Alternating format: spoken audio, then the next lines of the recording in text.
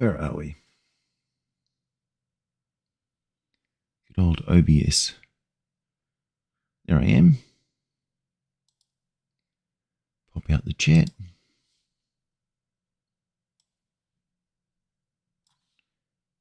There we go. Hopefully everybody should be seeing and hearing me. Give people a moment to drop what they're doing and pop in. Is there anybody out there?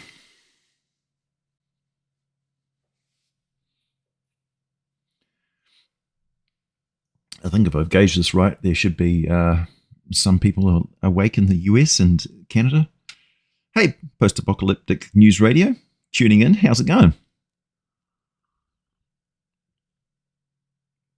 It is 8 o'clock in the morning here in the sunny shores of New Zealand, in Hobbiton. Hey, Moonthirst. Hey, Moondog. I've got the moons. Do I still produce shirts? No, not at the moment. I'm working on a new line of shirts, but I wanted extensive feedback from the community before I started doing that. Also, I want to integrate it with an actual website that collects all of my videos and sorts them out and stuff, so I'm working on that in the background too. That will probably be coming 2025. I'm good. Hey, Horn Dog. Hey, Sirloin.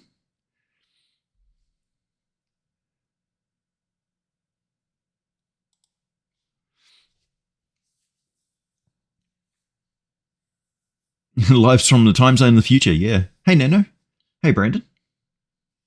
Yeah, vibe with the coffee cup. Yeah, I just want to drink stuff. Just want to drink coffee, create stuff, and sleep. That is my mantra in life. I also have a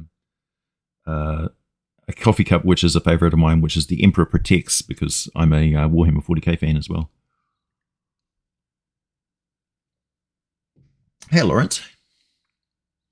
Fred, good morning. Good grief. Are you tuning in on your computer? Is it fixed? Or are you on a phone?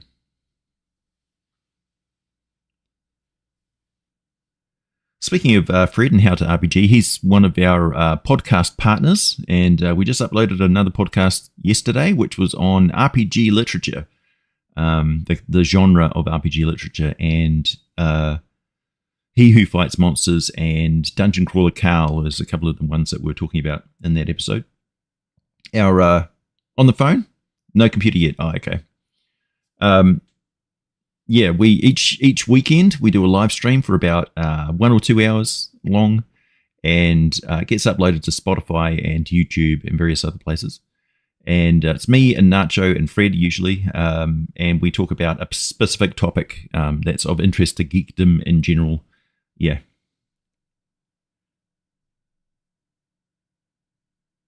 On 40k, you were totally right about Wizard of the Coast going full digital, and now Games Workshop seems to be doing the same. Yeah, this is what I'm about to be talking about for the next hour or so. So more of my totally right predictions are about to come in. Just did MMA and Muay Thai training, and then AJ pops in with stream. What an awesome day. Excellent. You must be swole right now, bro. Morning, Nacho Nacho. My other partner in podcasting has joined us. You can't get their card decks. Yes, you need card decks to play certain main games. Really? Okay, interesting. Yeah, because I know with Magic the Gathering Arena, which I've been playing, and I've been playing Magic the Gathering for a long time, off and on, and I played both the digital and real cards, although I'm not into the card thing anymore because there's just not a group of people that play it around here. So it's pointless me buying cards. But, and also I don't spend any money on Wizard of the Coast, as you know. So I play the Magic the Gathering Arena for free. And you can play for free. It's just as an enjoyable experience as anything you would do for paid. I just saw that they've got some cards or something like that, some what do they call it, cosmetics that are for sale for the charity for Extra Life, which is one of the ones that seems that Wizards of the Coast supports Extra Life quite a lot, which is good. But you can only get those cards with token purchase, which is money purchase on the thing. You can't cash in your tokens that you get from doing daily completed tasks and stuff. So generally speaking, it'll be a task like cast 20 red card spells, or kill 20 monsters, or play 25 lands, and then it'll get you like 250 points or 50 points or 500 points or whatever. And you do that each day, and it will give you enough points to buy decks of cards or packs of cards digitally that you can add to your roster. So you can play on an equal footing with anybody who pays to play, essentially. So that's good. And I hope that that's how it continues in the future. But essentially, what I'm going to be talking about today is the architecture of the future, and how I think that Wizards of the Coast is and should go digital. And I just want to point out from the start that they're not stopping printing books. And of course, they want you to go digital. They want you to subscribe to D&Dbeyond. They want you to subscribe and pay a monthly subscription fee. They want you to access all of their online content. It's not PDFs that you're buying, you're purchasing. It's access to the D&Dbeyond unlocked content, essentially. So you're not really purchasing anything. You're renting to own. And in the case of, if you've purchased a digital version of a book, it's not a PDF that you're buying. You don't own it. You don't download it. It's not a permanent file, and they can alter it and change it or delete it at any time. And anybody who paid any money on D&D Beyond or any other service before for 4th edition or 3rd edition, all of that content that you paid for is gone. It's gone now. All those Dragon magazines that you paid for your subscription for are gone. So the Wizards of the Coast have really shot themselves in the nuts in that regard, because we have no reason to trust you that the content that we are going to be paying for is anything that is going to be more than an ephemeral thing that you change at a whim. And here's the warning that I have for people. With the digital content, what they're going to do is they want microtransactions, and for that they want their VTT to have as many cosmetic options and things like that. So essentially, if you are a person who works in the industry of making 3D miniatures or 3D terrain, it's exactly the same sort of skill set for making a virtual tabletop object as it is for making a 3D printing object. Although you don't have to pay as much attention to, how it prints, so to speak. So you can make things with overhangs and all that sort of stuff. And there is probably going to be a huge opportunity for being hired on to either a third-party company, which is then contracted by Wizards of the Coast, or directly working for Wizards of the Coast as a contractor, or working as staff, although I don't imagine that you really need to be at the site working for them. But they're going to need a lot of people programming 3D terrain and 3D miniatures all the time. I'm talking about teams of people that are producing Larian Studios, Baldur's Gate 3 levels of content constantly, because that is where they're going to be making their money on their microtransactions, is all those additional. So they'll have basic sets that they get you hooked into playing the game. They'll have a method, probably some sort of arena play, and I'm looking at Frostmourne or Frostgrave. I'm looking at 4th edition, how they went really strategic with their miniature based. Like 4th edition was really quite geared towards a tabletop experience or a miniatures skirmish type experience. So that 4th edition was actually perfectly set up for going digital, but they just weren't there technologically wise. But I can certainly see a Magic the Gathering arena style where you log in and you select, okay, give me a random squad of monsters from my decks of monsters, or you make up a deck of a squad of NPCs or monsters that you have collected. And they are IP owned by Wizards of the Coast with the artwork, the descriptions, the names of the characters. They'll be specifically named characters, so it won't be random Noel Warrior. It will be Grog Halffoot with his copyrighted image smack just like a Magic Gathering card. And then he'll have a miniature attached to it, and he'll have specific tactics and powers that he can use. You'll put him together as a team, as part of a team, and that squad will fight a miniature skirmish over a period of, I don't know, maybe 10 minutes, 15 minutes, half an hour, but the ideal would be around the amount of time that a game of Magic the Gathering takes at the moment, which is about, I'd say, 6 to 10, 15 minutes maybe at the most, but probably a little bit longer because they want bums on seats and they want as many people playing as possible, so that it will be free entry to play. So you will have basic sets and stuff to get as many people playing as opponents as possible in PvP matches.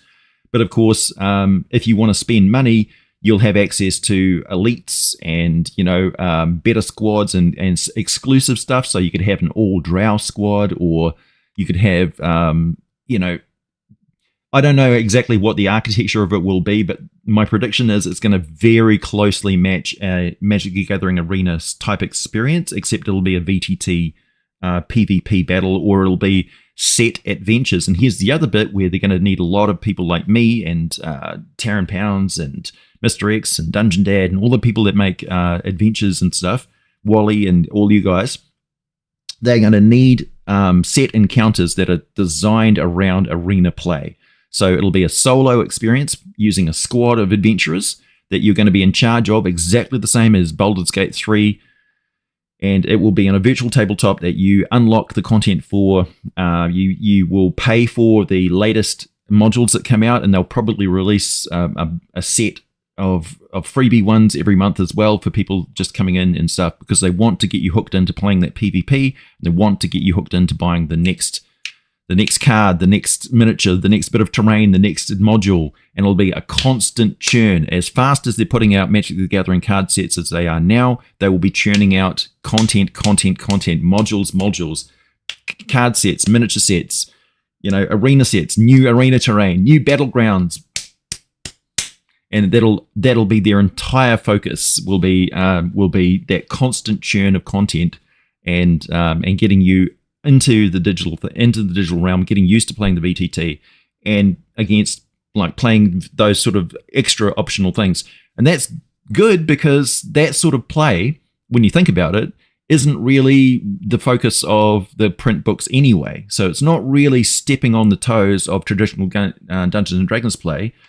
It just allows traditional Dungeons and Dragons play with the VTTs and that sort of stuff, and those sort of sets a financial model for them to bring all of that content and have it paid for before it gets to you. You know what I mean? So the PvP play and the people who play sort of competitive gaming will be supporting the more narrative and story-based people who like, cooperative group play and playing on a shared virtual tabletop in a more relaxed role-playing fashion.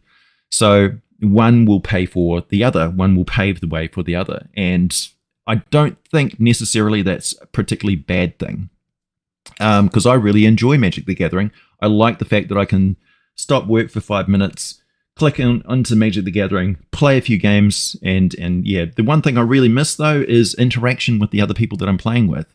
And I understand why they just have emojis and stuff like that, and they don't want people talking to each other, because competitive gaming is nasty. People are insulting and really bitchy, and even in the way that the Magic the Gathering is played at the moment, you have a lot of people who just sort of have shitty ways of playing, like they really drag out their turns to make you want to quit, slow rolling somebody, or they use the emojis over and over again until you mute them, that sort of thing. So I imagine there'll be limited amounts of interaction in those sort of PvP arena type things. But yeah, that's my prediction for how the architecture is going to be. We already see how the digital landscape is going to look with Magic Gathering Arena, and I don't see any reason why they would deviate from that, because it's a really good financial model, and I think it's familiar to us already, and kind of acceptable to people who play Magic the Gathering, and the people who may play Magic the Gathering would be like, oh yeah, I can see how this works, and we become the ambassadors who explain how PvP works and all that sort of stuff to people who have been traditional pen and paper role players. But yeah, I think the majority of 5th edition players haven't really played a lot of in-person, sit down at the dinner table, have a snack and chat with people games. It's mostly been online through Roll20 and Fantasy Grounds and various other VTTs. So it's nothing out of the ordinary for the modern audience of gaming. Thanks, Comic Nut, $5 donation there. Thank you very much. Afternoon, AJ. Glad I could catch a stream. Also, the battle mats still work great for me. Halloween one-shot. Oh, excellent. Yeah, the silicone battle mat's still going strong. I've got one of my character sheets I was playing around with the other day. Wizard of the Coast have become DTR. yeah, that's a bit of an in-joke. You own nothing and will be happy. Yeah. Turn D&D into PUBG, pretty much. Or AI, go full No Man's Sky with procedurally generated everything. Yeah, they could go that way. Certainly that would behoove them to go that way because it will streamline making terrain and stuff like that. I can certainly see AI procedurally generated terrain and battleground tabletops. Like, for instance, if it's a forested battleground landscape, that's very easy to procedurally generate with, so I could see Dwarven Forge getting on board and doing digital format for them. There's a lot of companies that make digital terrain. Fat Dragon Games, they should certainly be paying attention. But there's also, traditional miniatures terrain map making guys like Heroic Maps, for instance. They could certainly be making content for them as well. I kept records of my D&D insider stuff. Good. Yeah. You think we're getting early access to the digital copy of DMG this week? I'll let you know because they unlock it for me. Oh no! Why didn't you back anything up, Fred? I want to throttle you and in a nice way. Can you not get any of the files back off your hard drive? The future of D&D is going to be cringe. I will not elaborate. Well, I mean, if you don't participate, then you don't have any influence on it. And really, your money is your best influence for a company like Hasbro or Wizard of the Coast because that's all they really pay attention to. They're what I call a after the fact, covering your ass after the fact company. So they'll do whatever is most profitable.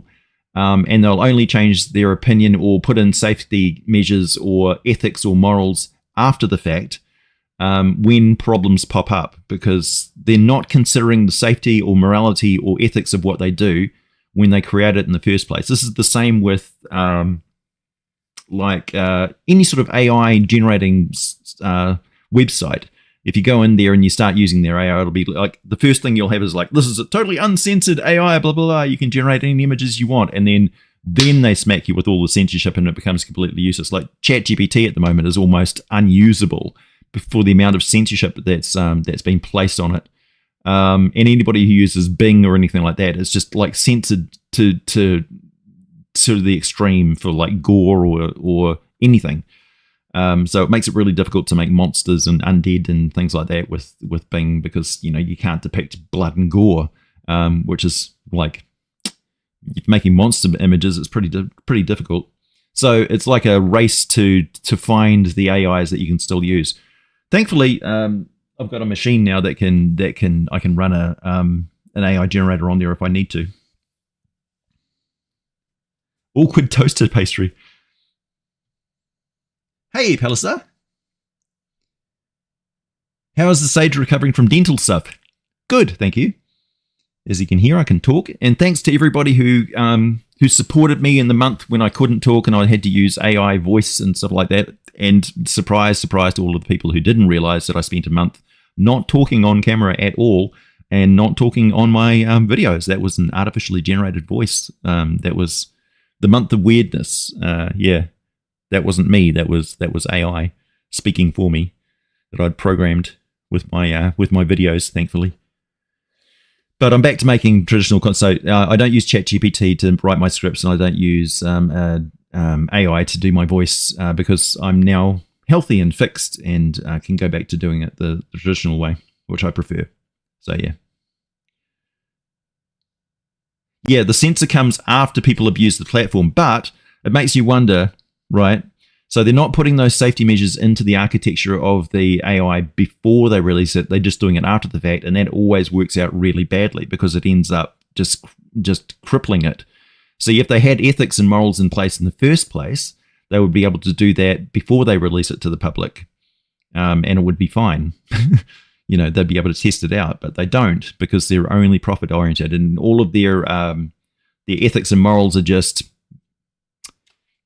mealy mouthed, not really genuine, disingenuous. Yeah. Bullshit is the word.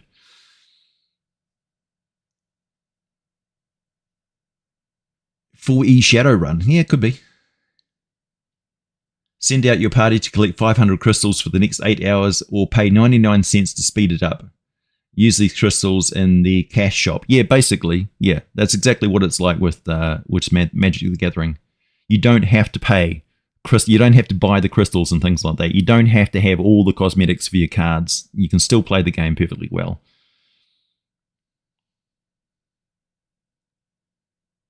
Oh, no.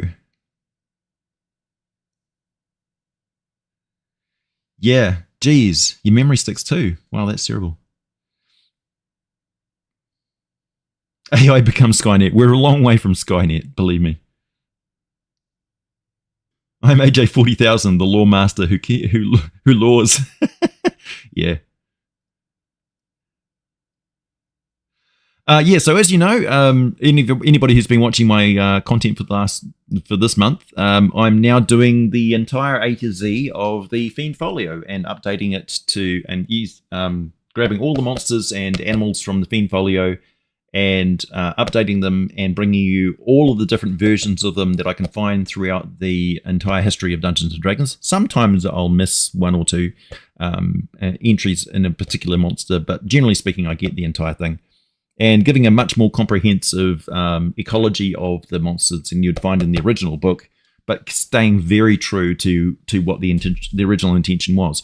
Because this is a dear to my heart, because it's from Games Workshop and Wizards of the Coast, or TSR back then, or the UK branch of TSR.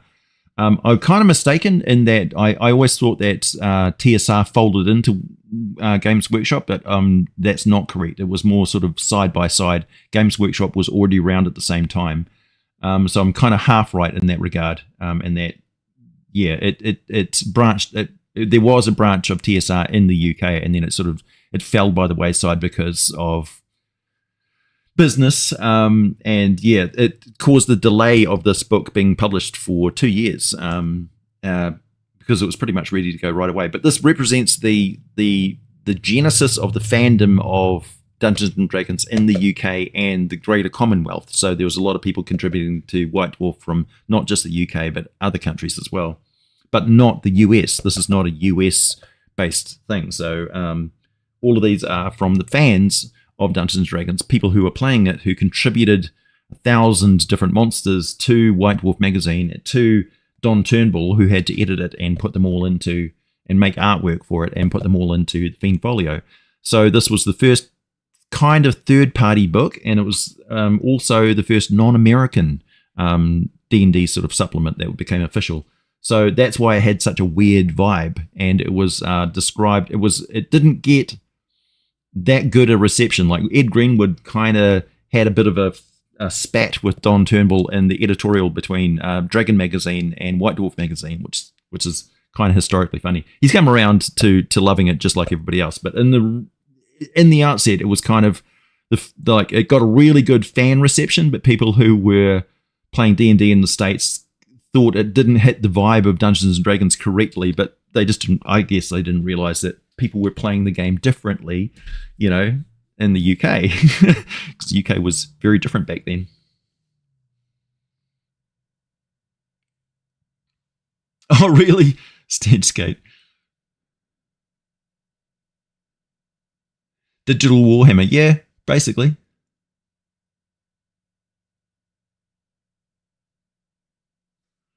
Just catch up on the comments here. You guys are very active.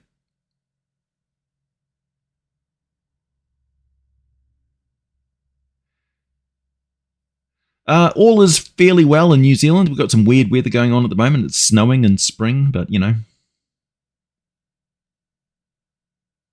Sounds like there will be a bigger gulf between the D&D hobby and the TTRPG hobby. Nah, not yet. No, I don't think so. It's just an expansion, right? So there's this narrative that people have that one thing replaces the other, or they remove one thing in place of the other. So they're not going to get rid of physical books. They'll probably just do print on demand rather than big print runs. So I could imagine if I was Hasbro, I would buy out one bookshelf and Drive Through RPG and comic, all of that. I would buy that entire company because that's really their main source of competition. And instead of doing the OGL thing, which they did disastrously, they really should have just bought out all the other avenues that publishers use to get to you. Much like Spotify does. Spotify bought out Anchor, for instance, and integrated into their services and bought up everything. So, yeah, I could see that Hasbro should probably go that route. So they'll end up publishing everything. And as we see with D&D Beyond, they now have third-party content in there with Drakkenheim and Critical Role stuff and, Matt Mercer's stuff and Matt Colville's stuff. So they've already opened the door, which was a huge thing, to have third-party content on there. They already had some sort of semi-official Magic the Gathering stuff on there, but opening it up to completely new third-party companies who they basically fired shots over the bow with the OGL in the first place, that was a huge deal. And so that opens the door up for me and you. If we get good, we could have our stuff on D&D Beyond as well and have that exclusive market. I think that's much more preferable to the Dungeon Masters Guild as it is at the moment, which is kind of like an inbred little cesspool of people with big egos. So I don't really get involved with it. You know who I'm talking about. I don't really get involved with those sort of that sort of the accomplishments of. It's kind of like comparing the stuff that I do to like a Twitch streamer, like this live stream, for instance, with currently 60 people viewing would be a really good Twitch stream, but it's okay for YouTube. So yeah, compare selling on the Dungeon Masters Guild to selling on D&D Beyond. It's a totally different kettle of fish. Yeah, you're looking at individual sales on Drive Through RPG or the Dungeon Masters Guild. On D&D Beyond, it'll be a subscription-based thing, so you just be paid a commission for your work, and then paid probably a monthly thing for how many people are using it. I don't know what their pay scheme is for that. I'd be interested to find out. Anybody who's Dungeon Dudes or Matt Colville or Matt Mercer, let me know how you get paid. I'd love to know. If microtransactions and subscriptions keep the suits happy at Wizard of the Coast. Here's the thing. It's not Wizard of the Coast who are doing this. It's the shareholders who are telling the CEO what to do. That's the thing. And that's kind of my shift in thinking is like, okay, we dealt with Wizards of the Coast. We dealt with the bad actors who are kind of who I don't know. What I'd like to do is find the people who are obsessed with withholding information and leaking out little bits of info to the fandom and get them out of the company now, because it's really, really annoying. And it's unnecessary and it's kind of damaging. Like, because it just means that we don't trust you when you do that. It's juvenile kind of behavior. It's building false drama, and the sort of titillating, look, maybe we're going to maybe we'll do this, hints at Greyhawk, hints at this, and then they deliver some half-price crap. Like much ado about Spelljammer, and then they put out a piece of shit content, So yeah, we're not really buying that model of like. Yeah, we're not buying the pre-purchase crap, and I strongly suggest to everybody, never ever pay for anything before it's done. Don't pre-order anything. There's no reason to do that. There's absolutely no reason to do that with Dungeons & Dragons content, for sure. Don't ever pre-order anything. There's no benefit to it whatsoever. Even if they give you a shiny miniature or something like that, there's no point to that sort of thing. So yeah, don't encourage that sort of behavior. It's just bad. It just builds an architecture for abuse. of you and other people. D20 Modern doesn't get the love because it wasn't that good, John. Sorry, man, but yeah, like the firearms rules and that were absolutely deadly. So if you've ever played D20 Modern and had your character shot, that's it. You're fucked. Game over. And not only that, but not dead outright, but your character's just useless for the next 2 hours of gaming. That was my experience of D20 Modern. It was, yeah, sure, realistic use of firearms, but not a good situation. Hey, thanks, Bency. Top stuff, AJ. Thanks. Yeah, don't remind me about Spelljammer. Yeah, you got PTSD about that. My mic looks infected. Yeah. I left Wizard of the Coast D&D when 4E came out. It was trash. I have stayed with 3.5 and earlier and won't change. I like Pathfinder as well, but Wizard of the Coast is dead to me, player and DM since 79. Yeah, that's fine. It makes me wonder why we're having this conversation, Buster, but I appreciate you being here. Yeah, 4th edition was... I played through all of the editions, and I will switch over and play through D&D 24 and D&D 25 and D&D 26. Yeah, I'm not calling it D&D 5.5 because it's not. I played through all of the editions as they came, and I played through 4th edition, and it had its merits, you know. It was quite different from 3.5. But it fixed a lot of things, but it didn't fix the fundamental problem of the game mechanics. So bounded accuracy has kind of fixed that with tying everything to attributes and then capping all the attributes. Played a large role in making 5th edition a much better game. Now what I want to see them do, and this is going to be really tricky, power creep in the digital model that they're going with, and that constant release of new content. They absolutely have to have somebody in charge of making sure that everything is in line with the original content level of power and ability that came out with the original game. Because it will be oh so tempting for them to say, look, get this new thing who's got 2 abilities, this new thing who's got 3 abilities, this new thing whose challenge rating is, and you know, that power creep will be progressive, like just much, much worse with a digital content release of months, you know, new stuff every month sort of thing. Yeah, so they really need to get their shit together. Stop putting out gazettes, which are like, there's a little bit of Dungeon Master stuff, there's like a new player character class, subclass, there's a new magic item, there's a new feat, there's a new spell. Like, I don't want to have a stack of 20 books just to play one character. And I don't want those books to have all that different stuff because each one of them is going to be a little bit power creepy. And when you try and integrate it back into the original game, particularly on a digital platform, it's like, I don't want to have to unclick all of the third-party, you know, all of these supplements and stuff and say, no, I don't want that one, I don't want this one, I want that from that one. Can I just have the core game? And it's, oh, yeah, but that doesn't include the character classes that I want. And it's like, it turns into a nightmare for the user experience, and also for somebody who's trying to, you know, steer the game in a particular direction.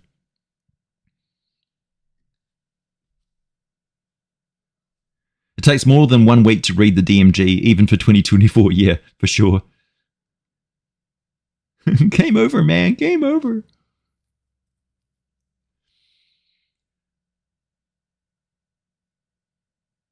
You'll stick with Palladium books and World of Darkness? Yeah, James. Palladium's never changed because it can't. Hi, Thorn.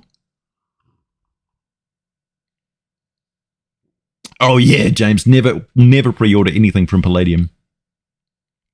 And be wary of their Kickstarters. Although I did back the TMNT re-release. I don't think the artwork is particularly better than the original, to be honest. Savage Worlds does firearms so well. Yeah, I'd be interested in playing Savage Worlds. Savage Worlds Rifts, for instance, is out there, so I should probably get into that. Hey, Kairos. Watch out for Arakoko with a rifle, especially if he was a monk artificer. Yeah. I can certainly see a character class which is like a warlock that channels their arcane blast through a firearm. Just unlimited 6-shooter. Pew, pew, pew, pew, pew.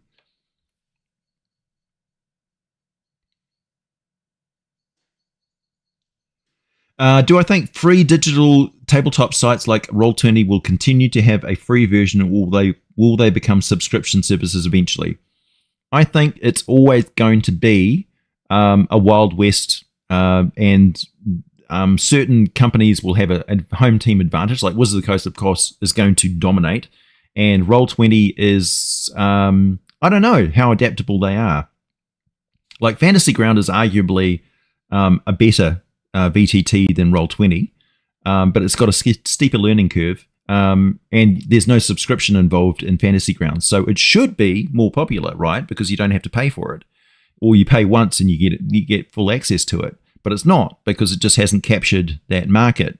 So it's very hard to predict who's going to come out on top, or what particular model they're going to have, or whether the pay models or the subscription models will be superior to a free entry model with options to pay to get additional content. I don't know.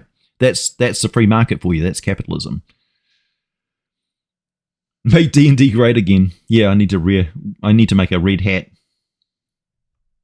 It says, "I'm watching you, Wizard of the Coast. We're watching you. Remember the OGL." I fought in the OGL and all I got was this stupid hat. And lost half my subscribers and half my income. But I'll do it again. I'll do it again. For sure. I had no choice. But to do that. To boycott Wizards of the Coast. They absolutely needed to have their asses handed to them. And we did. We handed them their ass. You won, but so did we. No. We kicked your ass.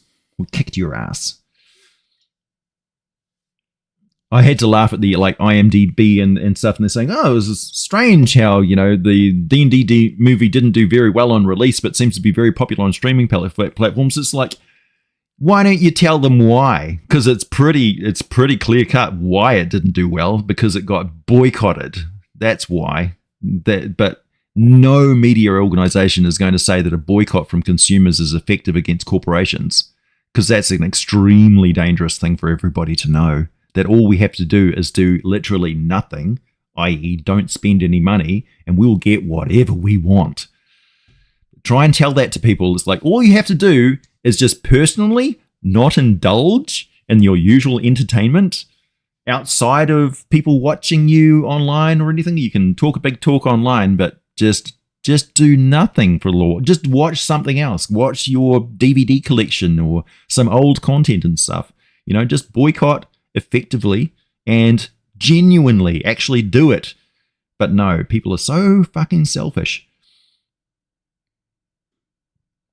It's really, really hard to organize people to do something for more than one news cycle. So 2 weeks is the average that people get mad about something, and then it's just like, oh, that's cringe. That's last, that's ages. Like, it seems like so long ago that the OGL happened.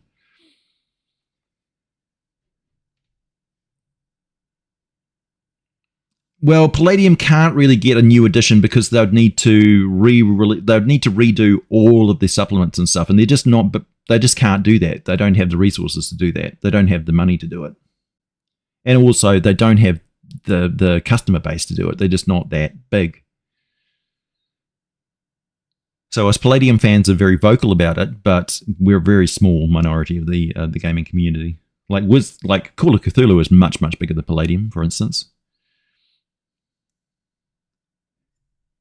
Looks cyclical, kind of like how Marvel rose, fell, nearly bankrupted themselves, then rose again. I expect Wizards of the Coast to have that same fate. Probably, yeah. I think they are learning some lessons, slowly but surely. The problem is like, yeah, you have to get through. It's almost like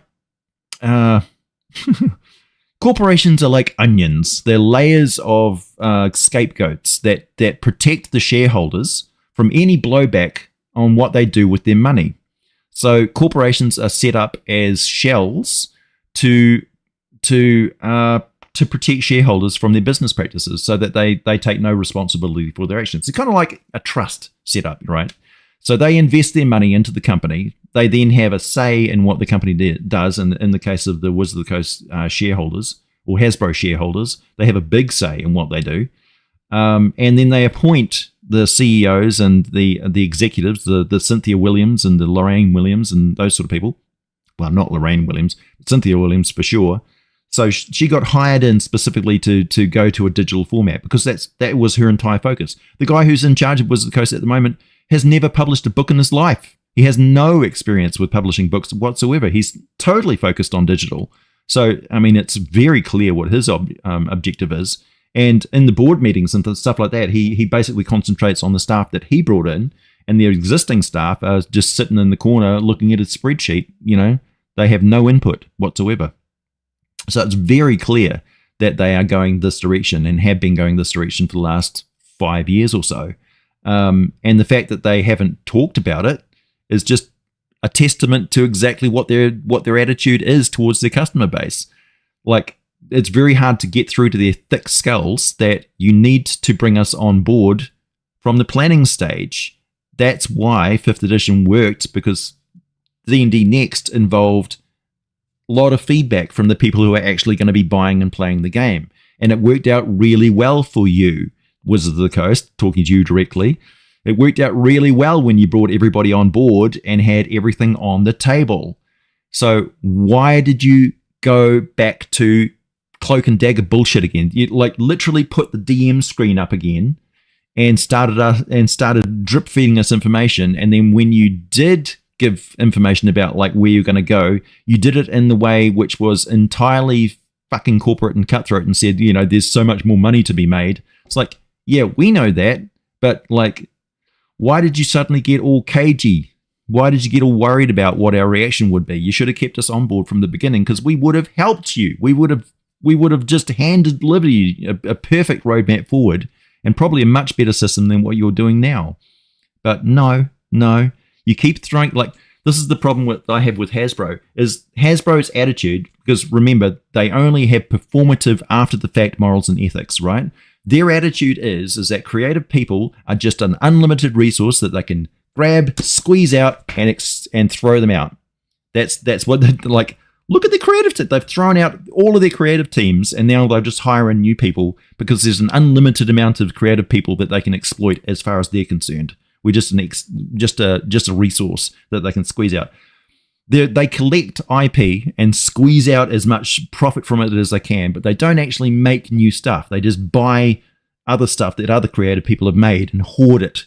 They are IP pirates, They're like a dragon sitting on a hoard of treasure. It's a very, very good analogy.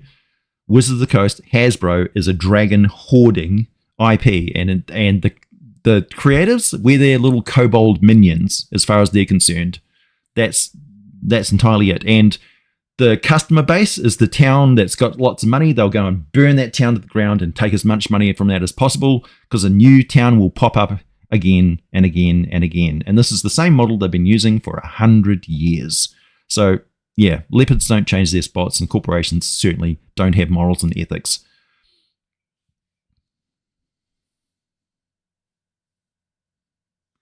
I think it's flame tongue for a flaming sword, Roy. Firebrand, I'm not sure. Firebrand means something else. More a person, I think.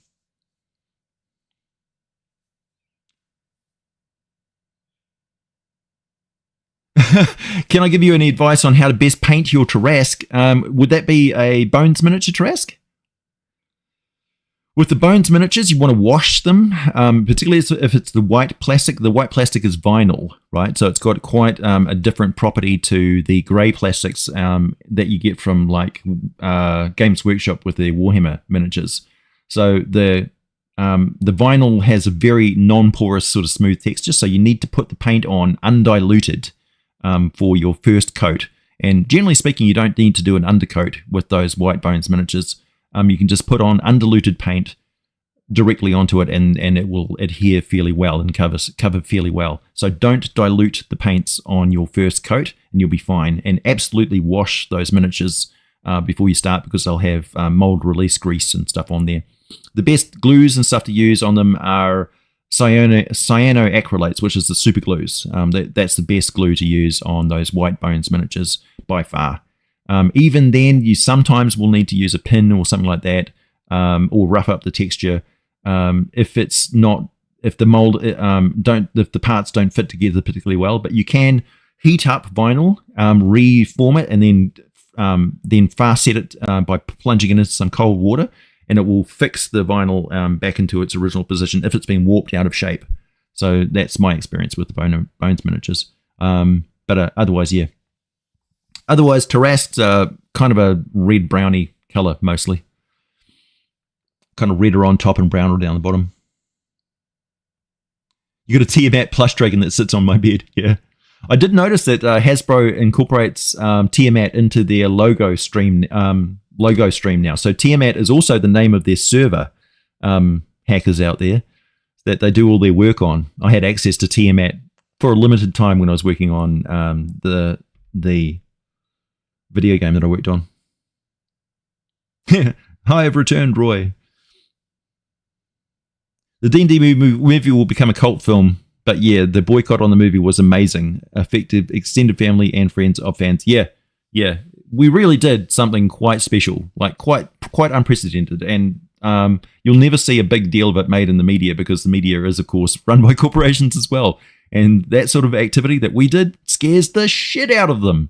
Like not only did we get a negative backlash from the consumer base, but they got organized. They boycotted us. They hit us right in the wallet. And they crippled us. And like for us to do that to a 100-year-old American corporation, a multinational corporation like Hasbro, holy shit. Yeah, that was a big deal. And I almost feel like I'm a veteran of, that particular conflict. Like I look back and think, oh yeah, there was some good times. And yeah, I would do it again for sure.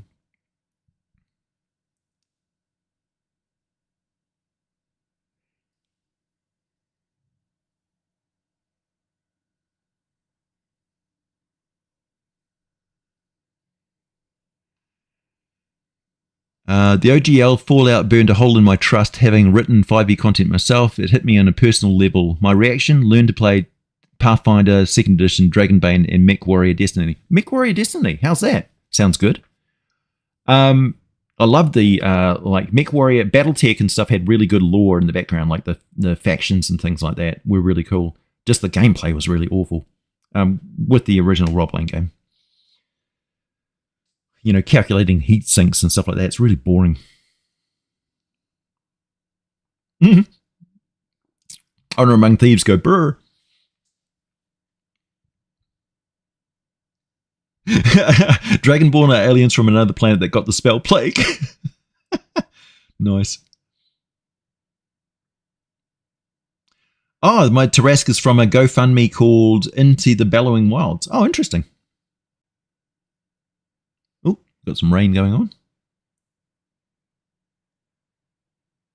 Like the amount of it's with Magic the Gathering, the lore has changed quite a lot, and it's kind of frustrating sometimes because I keep up with the lore of Magic the Gathering. I dabble, right? I'm a layman in that regard. I'm nowhere near as I know who Jace, Spellerin, and those guys are, and I know the War of the Spark and Phyrexia and New Phyrexia, and the way that the universe, the multiverse of Magic the Gathering has changed quite a lot. So from your personal understanding of it, like Planeswalkers no longer exist really. They don't have a spark in them. They can't easily transition between planes, and they can't take whole armies from one plane of existence to another and just pop in and devastate things. That's gone. That was removed by concerted effort by big dragons and big factions. Now it's much more like a imagine if D&D.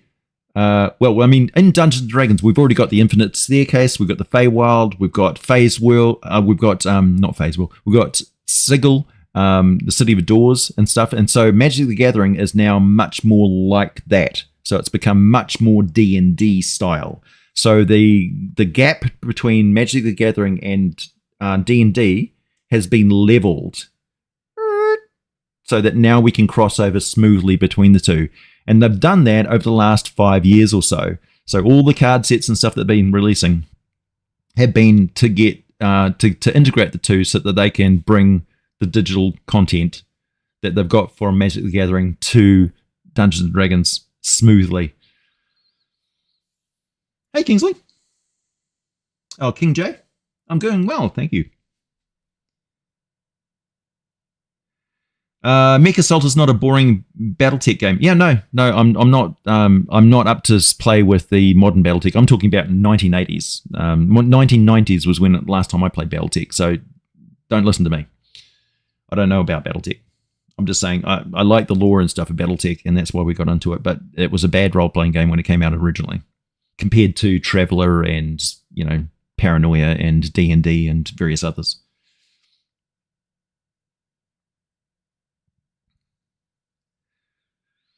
Yeah, rainy days are good for doing artwork and writing adventures, that's for sure. Elder Brain Dragons are freaky. Yeah, Wizards of the Coast got rid of a lot of their staff, that's true, because obviously they don't need the same... Well, as I said, their attitude toward creatives is sucky, and it always will be. So I will never, ever work directly for Wizards of the Coast. That's just not what I can't morally or ethically do that. Yeah, I just don't want to work for corporations, and I don't need to. I will always be independent. For you, I work for you, the viewer. That's it. That's my sole responsibility.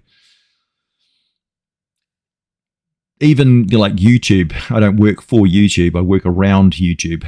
I work with YouTube because I have to. I work with Patreon because I have to.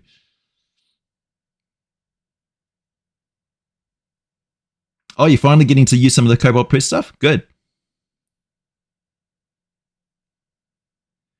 I don't really, Aaron Big, there's a lot of SCP lore, and I don't really dabble in it that much. It's because, it's a huge rabbit hole. It's the same reason why I don't do lore on like Wizard of the Coast, on Warhammer 40k and stuff. It's just, I have to limit myself to a certain specific passion of mine, which is Dungeons and Dragons. I have many other passions in geekdom. The podcast is where I get to talk about a lot of those. So every Sunday morning, we get together and we talk about a particular topic. The last episode is episode 14, and we were talking about RPG lit. So Dungeon Crawler Carl and He Who Fights Monsters and that sort of thing. So if you want to hear about that sort of stuff, that was a podcast where we talk about that.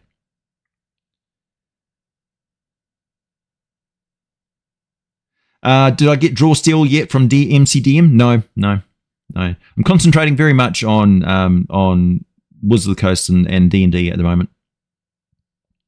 So I feel like there's a lot of really good third party content, but as you know, me boycotting Wizards of the Coast and going to third party content was really, really, really financially risky and was punished severely by people who just did not watch the content and did not go with me to, I exist as a business making D&D content. So, that's it. That's it. I may want to do something else, but I don't really. But that's my bread and butter. That's my golden goose, and that's my lot in life. And I'm happy. I'm okay with that. Because I always played Dungeons & Dragons, and I always will, and I always played the latest edition, and I always switch over and make the best of it, But the boycott at that time was necessary, and I don't regret that I did it, but yeah, make no mistake, that cost me thousands and thousands of dollars. Yeah, it's hard. I'm still recovering from it. I'm still crawling back. So it knocked me right back to the earnings I had when I first went and gave up my job and went full-time on YouTube. So it got me right back to square one. Yeah, that's how much it hurt. So yeah, while I would love to do other content and third-party stuff, the majority of the viewers just don't support that. So that's the reality of the situation. I may get a lot of vocal people saying to do it, but the quiet majority of people who view my channel and like my content like D&D. That's it. They don't like Palladium. They don't like Aliens. They don't like homebrewed content as much as I thought they did. They don't like Aussie. I thought it was going to do well, but no. Yeah. What's my stance on OSR, Old School Revival? Perfectly fine. I think Shadow Dark and those sort of things are really great. I don't have as much love for the old editions of the games as other people because I don't have rosy nostalgia glasses on that blinker me from anything else. I don't slavishly, cleave to old editions of the game, and I do think there's been a lot of additions and advancements to the game over the time. So every edition brings something new and good. Quite often gets rid of something bad, but those things may be introduced, or gets rid of something good that is bad for the game. Like getting rid of minions, for instance, was kind of a kick in the teeth, and getting rid of the bloodied condition or conditions that go off when the creature is at half hit points. I think that needs to come back. That was a really good mechanic, and maybe we'll see that. We now have the ability with digital content to make much more rapid and major updates to the game because we're not restricted to putting out a major published. Boom. So when you think about it, D&D in the past was every 5 to 10 years or so, you would get a major update to the game mechanics, and it would adapt, and everybody would either be on board with it or not. Now we're going to talk about this month, next month. 3 months ago, I barely even remember. So the digital version of, the online version of the DMG, the online version of the Player's Handbook will be constantly updated and adapted and month by month by month. So the interaction of the people who play the digital version of the game will be much, much more important, much more pivotal. So if you don't play the digital version and you don't interact with the digital stuff and you don't spend money in certain directions in that way, then the game is going to become something that you don't like, and you have no input on it. So that's just how it's going to be. They're going to go. The corporation is going to follow the money. They're not going to follow the ethics. They're not going to follow the morals. They're not going to follow the benefit of the game. They're not going to follow the gameplay. They're not going to follow the greater picture. They're not going to follow the nostalgia. They're not going to follow the lore. They're not going to follow the tradition of 50 years of literary history. They're not going to follow anything but money. That's their only focus, is money, and all that after the fact, according to the negative feedback. That's it. So your money is your only say in the direction of D&D, and the direction of D&D is digital. It's going digital. There will be print products brought out occasionally, which will condense all of the stuff, basically like a compendium of 2024's rules editions. But 2026, 2027, 2028, 2029, they're going to be new editions of the game pretty much. By the end of the year, it'll be, oh, wow, now we've got minions again. Oh, that's right. They brought in squad-based benefits and communication things. Oh, the Bastion stuff is now linked in with mentors, and you can pre-seed places with mentor connections. Guilds. Oh, that's right. We didn't have guild stuff in 2024 when they first brought it out. But we got that now through the online thing. So, that's what it'll be like. It'll be like they'll be constantly introducing new stuff. Kind of like, this new monster has got this new feature or this, blah. Like legendary actions and lair actions and stuff like that are good. So characters will have bastion actions or tutor actions or something like that. I would see us tying stuff in like... players these days have a lot of backstory stuff with their characters, and so I could see them developing more sort of backstory stuff that has impact on the actual gameplay, to tie, like giving tools to dungeon masters to tie in NPCs that are pivotal to your character's development. So they would say, okay, on your character sheet, you've got now a space that says NPCs that are responsible for your character's progression. So where did you learn to be a paladin? Where did you get your warlock powers? What temple do you worship at? Where does your cleric get their ability from, etc., etc.? And the more the character ties that in, the more benefits they get to their character in actual gameplay. So tie in your character to the world. This is one of the problems I have with the safety tools sheet is great for players. But there's no safety tool sheet for the Dungeon Master.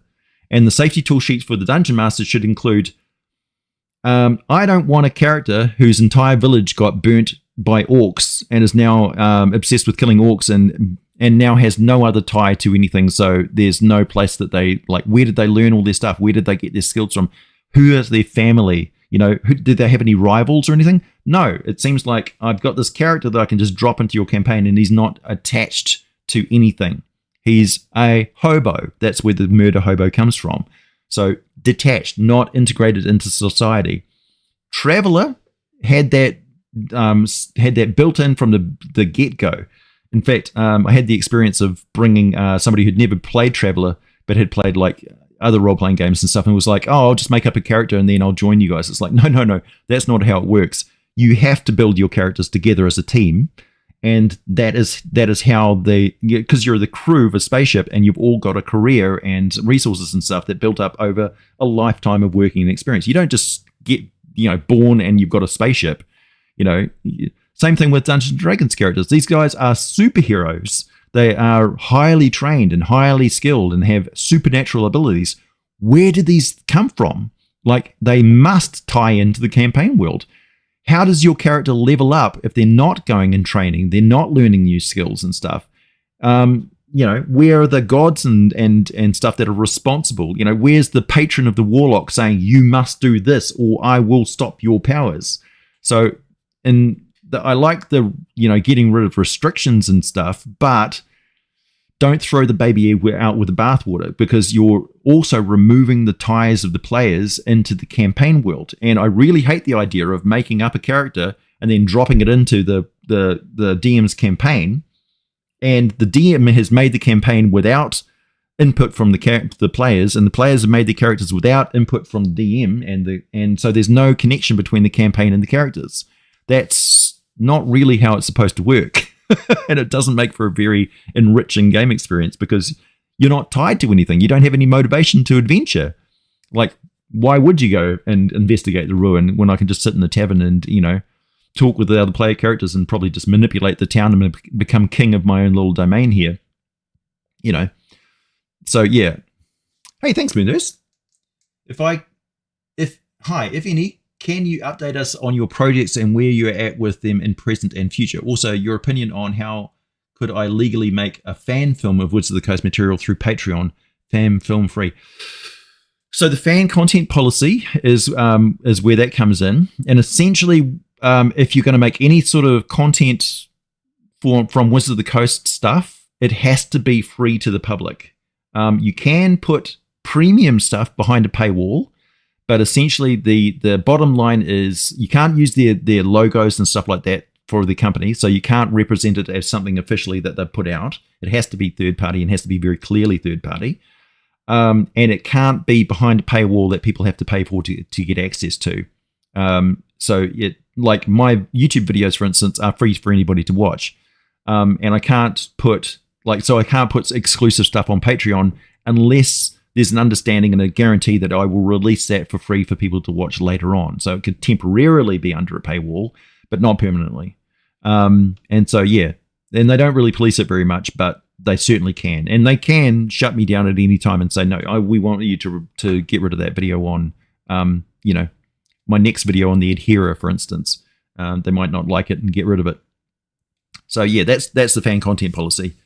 As for Patreon, you can actually directly upload files and stuff onto Patreon now. They have a limited server space compared to you. Like, they were like, why do you not use Patreon to thing? I was like, are you kidding? You're comparing your server space to YouTube's server space? I don't think so. But yeah. As for projects, Superatomic is currently still in development. We are doing most of the artwork for it at the moment. We're still doing lots of gaming and playtesting, but it's pretty much ready to be organized and laid out and put into a PDF format, and also video format, and also probably website format and probably app format. So I would have gotten this done a lot quicker in the past before the OGL and before I got sort of financially crippled by it, but it is moving along slowly but surely. And I'm not going to crowdfund the development of Superatomic, because it's free for everybody, for everyone to access. So if you go onto my Discord server, the spreadsheet and all the random roll tables and stuff are freely accessible for you to try out and play the game yourself. But yeah. So yeah, progress is being made. Also, I'm going to adapt the system for Superatomic, the dice roll table and stuff, to the fantasy setting idea, fantasy campaign world setting idea that I have for Godforge. The final title to be announced, because I think some other people are using Forged and Godforged at the moment for other games. So we'll see. But essentially, I'm going to take the concept that I had for that and adapt it to much more rules-light architecture for online play.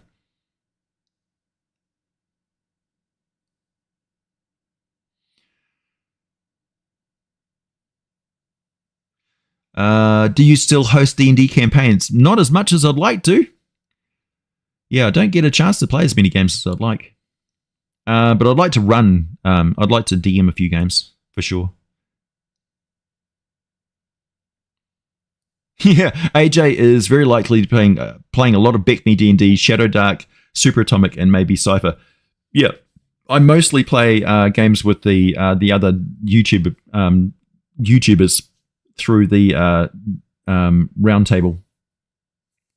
That's through Wally DM's channel. If you go to Wally DM, you'll see me doing all those live plays with Fred quite often.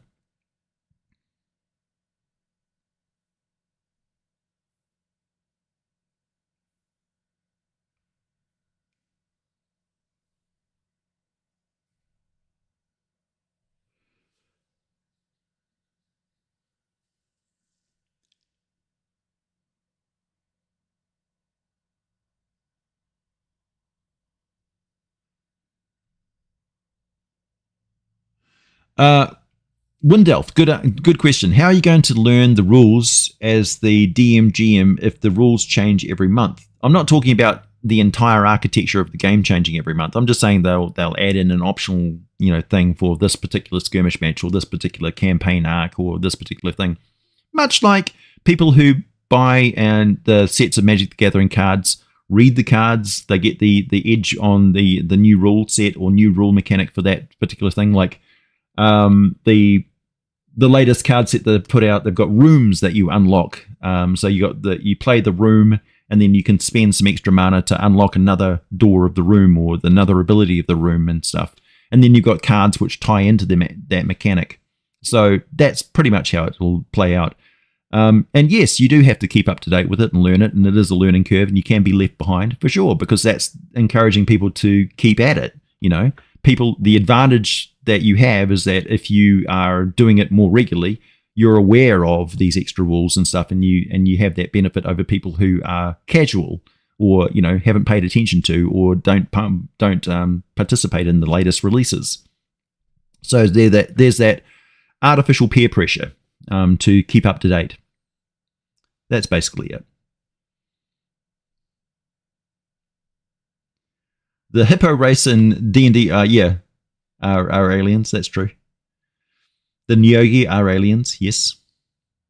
The Grell are, yes, they're alien because they're extra dimensional, but they are certainly alien. The Grell should have tripods like the Martians in Jeff Wayne's War of the Worlds. Well, I mean, the Mind Flayers had the whole big branch of the Cult of Thune, for instance, and they had kind of robotic body type things as well. So yeah. Yeah, Superatomic will be ready when it's done, as Fred says. Hope to playtest Superatomic this weekend.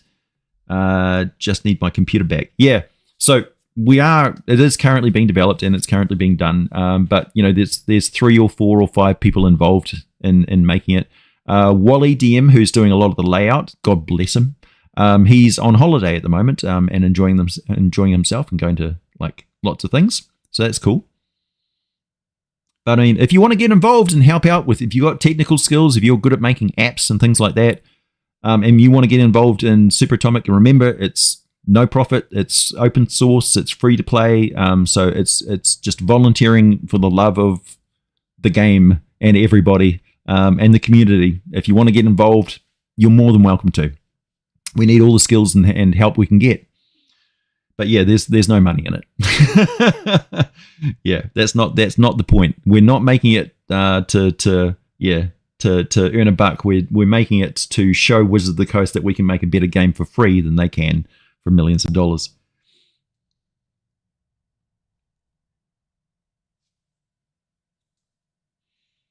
When was the last time you played or DM'd Dungeons & Dragons 5e? That's a good question.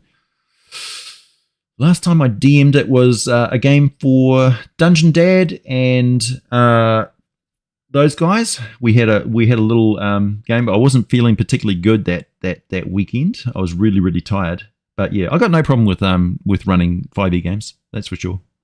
It was a little while ago, but not that long ago. And I mean, there's been so many third-party games like Shadow Dark and Dragonbane and all those games. We've been playtesting a lot of those, and just like getting one game of that Cloak and Dagger one and various others. Yeah, Thune was interesting. I got a whole series of videos on Thune. I really liked it. Thanks, Thorn. If I am making a fleshed out, living, breathing world as a DM, then I feel like asking players to make characters that fit is a reasonable request. Yes, it is. It's a very reasonable request.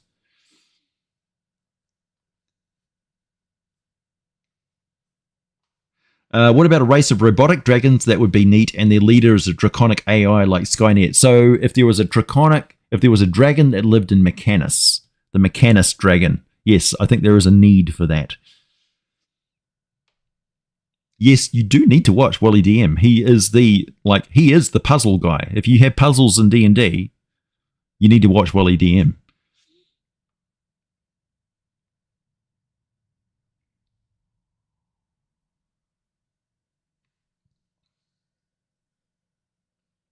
But AJ, what if I have no skill? Then you can play test it. You know, you can run it. You can run games. You could stream games. You could give suggestions and feedback. You could try out. You could go through all the tables and find spelling mistakes or repeated information. You can suggest additions to superpowers or alterations to superpowers or backgrounds that we have on the tables. You can create whole new tables yourself and present them if you want to. You'll probably find something that you're good at.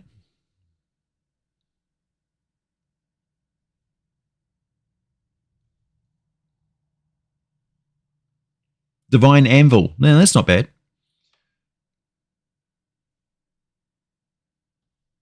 Hope Dungeon Dad is doing well. I'm not aware that Dungeon Dad's... Is something wrong with Dungeon Dad? As far as I was aware, let's see, Dungeon Dad he did a live stream for a not D&D game the other day, and he's going to do the D&D in a castle thing. Also, Mr. Rex appeared on that what is it, that public broadcast, PBS, Public Broadcasting Service. It was a YouTube video about I think it was it Manticores or something like that, and he appeared as like an expert, who on the show, which is kind of cool because that was very mainstream. So yeah, I'm happy for him to be branching out into mainstream. It'd be great. Leave some room for us, poor little YouTubers, Mr. X. But good on you, Fedamine.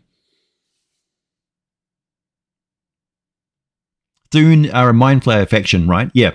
Thune's really weird. They may be from an alternate dimension future. They may be the future empire of thing, but they're kind of represented as a cult within Mind Flayer.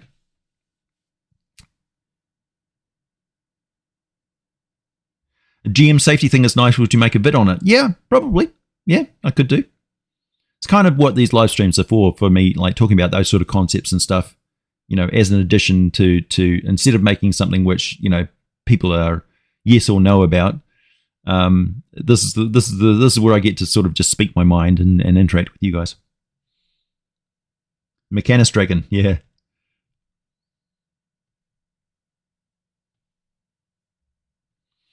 I don't have a favorite between DMing and playing. I get antsy if I don't do one or the other. I prefer dungeon mastering because of one specific thing. If I spend a lot of time just sitting there and imagining what's going on, I tend to fall asleep because that's, you relax and imagine stuff, and yeah, it's like I get very drowsy, and you'll see that sometimes in games and stuff where I'll be like going off camera because I'm starting to pass out, and that's on me. That's not on the dungeon masters. That's just my brain, right? And so when I Dungeon Master, I don't have that problem because I'm fully mentally engaged, and I am a pretty good Dungeon Master. I think I'm a better Dungeon Master than I am a player. But yeah. So I guess my answer then is that I prefer to Dungeon Master, but I do miss playing if I don't get to play for quite a while.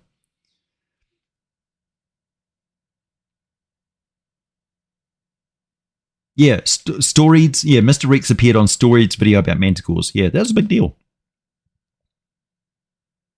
Yeah, D&D in a castle. Yeah, that seems legit, like fun. That's one of the things I regret most about living in New Zealand. Of course, it's got a lot of benefits. You know, it's New Zealand. But the low population and the spread out population centres and stuff means that unless you're living in Auckland, it's really hard to organise like a convention or a big group thing or, you know, like a LARP or something like that. It's just, yeah, it's impossible in small town New Zealand to have that sort of thing. At the moment, I do have a future sort of, I don't know if I'm going to do this or not because it's a big sort of interacting with people face-to-face sort of thing that I haven't done for quite a while. But there is a local community technical hub where there's a very, very expensive tech center with like conference rooms and connected computers and Wi-Fi, and it's really well funded by the local power company, paying back in dividends back into the community, and they spent it on this community center hub. And nobody around here uses it. It's just sitting there empty every day. It's just unbelievable. There's millions of dollars worth of equipment in there, and it's just like sitting there. And it is, I mean, I've got a lot of spare time. I can just walk over there and say, okay, anybody who wants to learn about earning money online, or, you know, digital stuff, or computer security, or using computers, or accessing the internet, I could just go down there and run courses for people for free for hours every day. And I'm like, I almost feel morally obligated to do so, because, you know, if you have skills and things like that, like the youth in the town here, I can guarantee you they don't have teachers in their school teaching them how to be a YouTuber or a Twitch streamer, you know, because I don't think they still see it as a worthwhile, you know, sort of profession, but it absolutely is. You know, you should be aiming to be self-employed, and they don't teach you to be self-employed in schools. You may have noticed it's all part of the complex.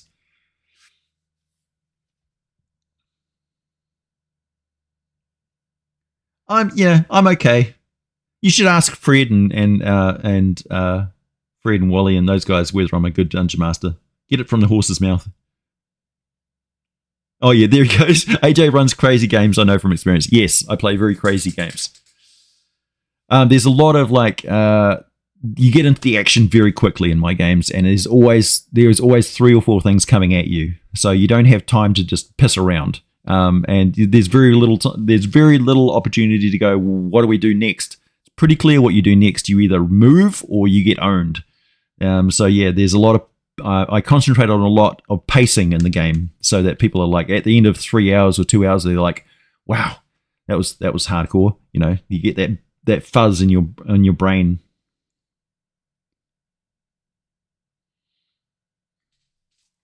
Moontes, thank you.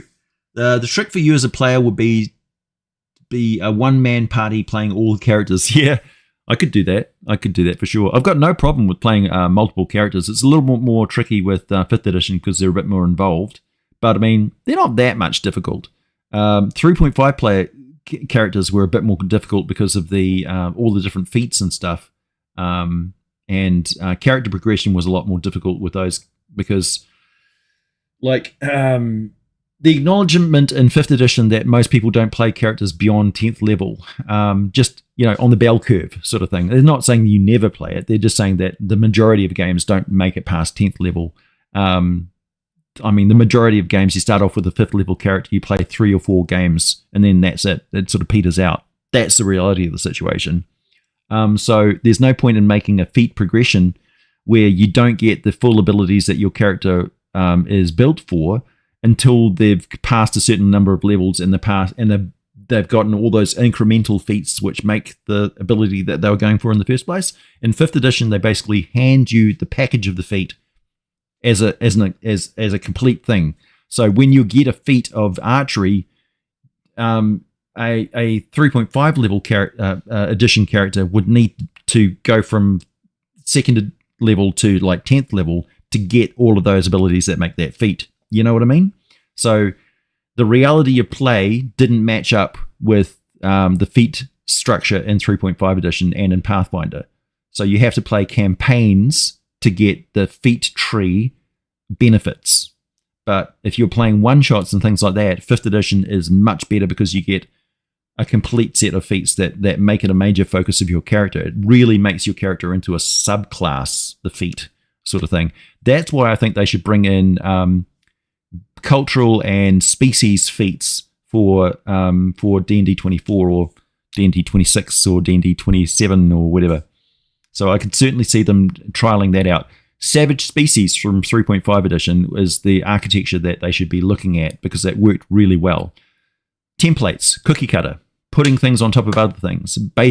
So your base challenge rating gives you base stats, baseline for your stats for your monster, and then you add in the features like modular, right? Modular gameplay is really, really good for Dungeon Masters and players. And it would be really good for the architecture of here's a new feature, here's a new squad, here's a new thing. So you're building modular teams and you're building modular abilities that work together in a predictable fashion that you don't have to go through 300 different feats and sub-feats and requirement feats and stuff to get to it. So that was the problem with feat bloat in 3.5 edition and in Pathfinder, is that it becomes a nightmare. And yeah, you may disagree with me. It may be your forte, but that's my experience of actual play. Anyway, it's time for me to go, folks. I'm a bit over. It's been an hour and 21 minutes. So thank you very much for everyone tuning in. My next video is on the Adherer from the Fiend Folio. It's a lot more scary than you think. It's kind of a funny, stupid monster when you look at it from the surface, but when you actually get to the ecology of the thing, yeah, they're a lot cooler than you think. So I'm looking forward to it. And yeah, stay tuned. More live streams. I'm hoping to get in at least a couple of live streams every month. 4 if I can get back to it. But yeah. Sleep well. Oh no. This is morning for me, Fred.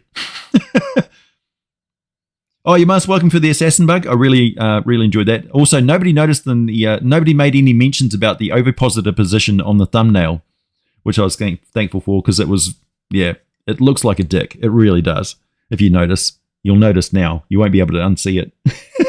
So that image is yeah, that's a female assassin bug about to do nasty things to that paralyzed player on the character on the ground. I thought, ooh, it was a bit risky, but yeah, nobody noticed. Yeah, you didn't notice.